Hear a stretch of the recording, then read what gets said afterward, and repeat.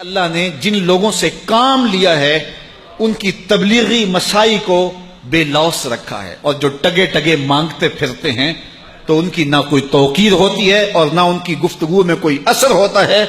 اس لیے ہمیں تبلیغی مسائی کو بے لوث رکھنے کا حکم دیا گیا ہے، اور رسول کریم صلی اللہ علیہ وسلم کی زندگی ہمارے سامنے گواہ ہے۔ اس کے باوجود حضور کی زبان سے یہ بات کہلوائی بھی، قُل لَا أَسْأَلُكُمْ عَلَيْهِ أَجْرًا، اے محبوب فرما دو اے لوگو تم سے میں کوئی اجر نہیں مانگتا، تمہارے تک پیغام حق پہنچایا، تمہیں دین دیا، تم بات سننا نہیں چاہ رہے تھے، میں تمہارے تک بات پہنچائی۔ اللہ اکبر، کانوں میں انگلیاں دے لیتے، اذیتیں کھڑی کرتے، مقاومتیں، مخالفتیں، نکتہ چیندیاں، ناموافق حالات کے جھکڑ، بچھے ہوئے کانٹے، پھینکے ہوئے کوڑے، کھدے ہوئے گڑے، طائف کے بازار، مکے کی گلیاں، کیا کچھ نہیں تھا، لیکن کہا کہ میں نے اس کے باوجود تمہارے تک پیغام حق پہنچایا، اس کا کوئی اجر نہیں مانگتا، کوئی صلہ نہیں مانگتا۔ الا المودۃ فی القربى، ہاں ایک چیز تم سے مانگتا ہوں، اور وہ یہ کہ جو میرے قرابت دار ہیں ان سے محبت کرنی ہے، میری اطرت سے پیار کرنا ہے، میری اولاد سے تم نے محبت کرنی ہے، یہ ہے میرا تم سے مطالبہ۔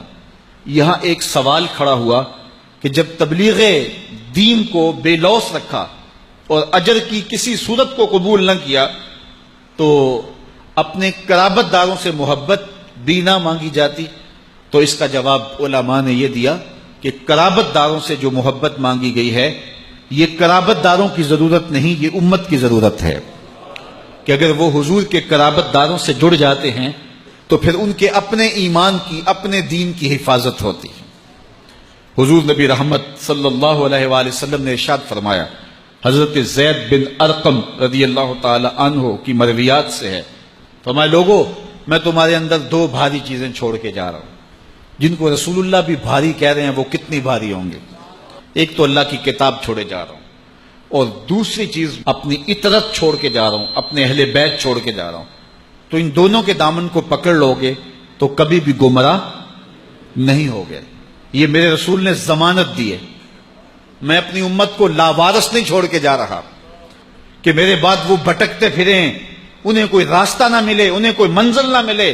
کہا نہیں، میں تمہیں مضبوط حصار دے کے جا رہا ہوں، میں تمہیں واضح راہ عمل دے کے جا رہا ہوں۔ سوال یہ ہے کہ میرے رسول صلی اللہ علیہ وآلہ وسلم نے تو اپنی امت کو دو مضبوط چیزیں دی اور کہا کہ تم اگر ان کو تھام لو گے تو گمراہ نہیں ہوگے، تو یہ امت 72-73 گروہوں میں کیسے بٹ گئی؟ یہ فرقہ فرقہ کیسے ہو گئی؟ یہ ٹکڑے ٹکڑے کیسے ہو گئے؟ تو اس کی وجہ یہ ہے کہ کسی نے کتاب اللہ کو چھوڑا، کسی نے اہل بیت کے دامن کو چھوڑا۔ میرے حضور نے فرمایا تھا دونوں کے دامن کو تھامے رکھو گے تو کبھی گمراہ نہیں ہوگے۔ کسی نے کتاب اللہ کی بات تو کی لیکن اہل بیت کا بغض سینے میں پلتا رہا، گمراہ ہو گئے، اور کسی نے اہل بیت کے نام کی دہائی تو دی، قرآن کے پارے بھی پورے نہ مانے تو وہ بھی گمراہ ہو گئے۔ کامیاب وہ ہوئے جن کے ایک ہاتھ میں قرآن ہے، ایک ہاتھ میں اہل بیت نبوت کا دامن ہے، اور میں آپ کو مبارک دیتا ہوں، آپ کے ایک ہاتھ میں قرآن ہے، ایک ہاتھ میں اہل بیت نبوت کا دامن ہے، اور جو دونوں چیزیں ہاتھوں میں رکھیں گے کبھی بھی گمراہ، یہ میری دی ہوئی ضمانت نہیں ہے، یہ آمنہ کے لال کی دی ہوئی ضمانت ہے۔ تم کبھی گمراہ نہیں ہوگے اگر دونوں کے دامن کو مضبوطی سے تھامو گے، کتاب کو بھی نہیں چھوڑو گے، اہل بیت نبوت کے دامن کو بھی نہیں چھوڑو گے۔ اب یہاں ایک سوال کھڑا ہوا، اور وہ یہ، کیا قرآن کافی وافی اور شافی نہیں تھا؟ اہل بیت کے دامن کو تھامنے کی تلقین کیوں کی گئی؟ تو صاحبو اس کا جواب یہ ہے کہ ایک ہوتی ہے تھیوری اور ایک ہوتا ہے اس کا پریکٹیکل، ایک ہوتا ہے علم اور ایک ہوتی ہے اس کی عملی مشق۔ اگر تم نے اسلام کی تھیوری دیکھنی ہے تو قرآن موجود ہے، اور اگر پریکٹیکل دیکھنا ہے تو کربلا کے تپتے ہوئے ریگزار میں آل پیغمبر کا کردار موجود ہے۔